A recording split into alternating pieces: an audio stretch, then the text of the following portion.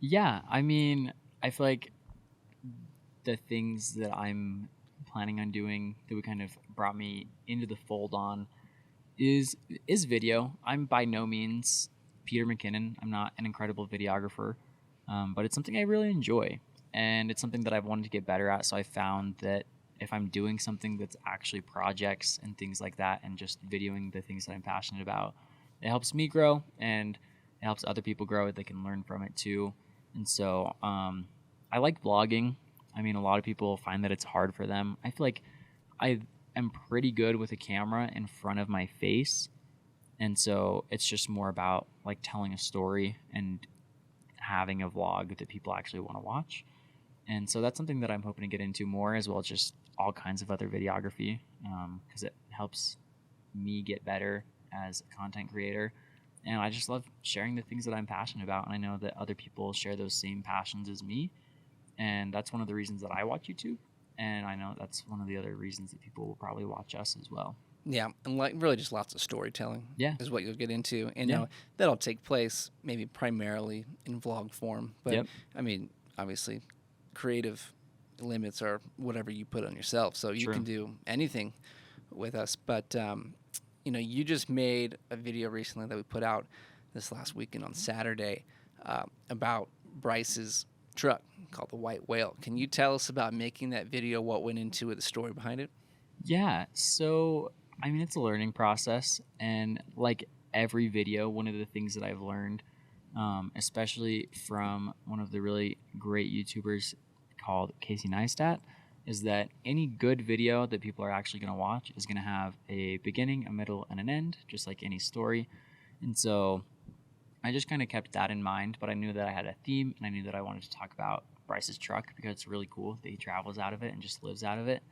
I think Bryce is a really great guy too. I met him while I was in Alaska, and we can get into that another time too, just whenever that happens. But I just wanted to make like a cool video, so I kind of just had an intro, and we talked about the things that we wanted to talk about, and then just had an ending. Just wanted to make sure that the quality was good and just all the things. Like I just kind of had like a mental checklist. I put some of it just in a notes app on my phone too, which is just like a good way to stay organized. And then just kind of like went with it, which isn't perfect. I mean, there's always room to grow. So Hey, well, you did great, and it's definitely a great first video to put out there. Um, because it was your first video, at least with us, that is, yeah. you know, what did you learn in the process of making it that you hope to implement in future videos that you're doing? Oh man. I think one of the things that I've learned, even just from trying to vlog in general, because I have so many videos that I've tried to make, and just failed miserably, because I would put a ton of effort into the beginning of the video, and then I wouldn't film during the middle, and then I'd be like, oh crap, now I have to do something at the end, and it just wouldn't tie together. And so one of the things that I just kind of learned is just have that storyline, or just make sure that you are actually putting equal effort into the whole entire video, because then it'll just make things so much easier and your time will be well spent. Um, and I think put a little bit of pre-planning into it too. When I was younger, and I just would be like, oh, I'm gonna vlog this and this and this. They're still sitting on my hard drive. It's literally just like random snippets, which is cool, and it's like fun little. It's like a video diary, I guess. But it's like put time and effort into it too, and then it'll Right. Well, I think a lot of people don't realize that while photo and video they are very similar, they're different. there's a major difference between the two, Yeah, and it's that video takes a ton more planning. yeah, You can't. I mean, we can roll up to a spot, a location, wherever we're going, and just quickly photo done. And video, if you're going to make a quality video that people want to watch, tells a good story, you can't do that.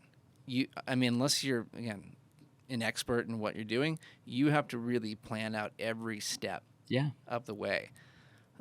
And it's a factor that people don't think about. Like they see videos like, oh, I want to make videos. It's like you can't just jump into it. yeah. I guess if I could put one takeaway after talking about it and thinking about it a little bit more, it would be that story is key, or king. The story is what's important. Like you don't just pick up a camera and make a movie and Netflix says, yeah, we'll buy this movie off of you. Like any great Hollywood movie, like a lot of the times these have been in they've been storyboarding them for 3 years, and it just takes so much effort to go into them. It's a lot harder than you think.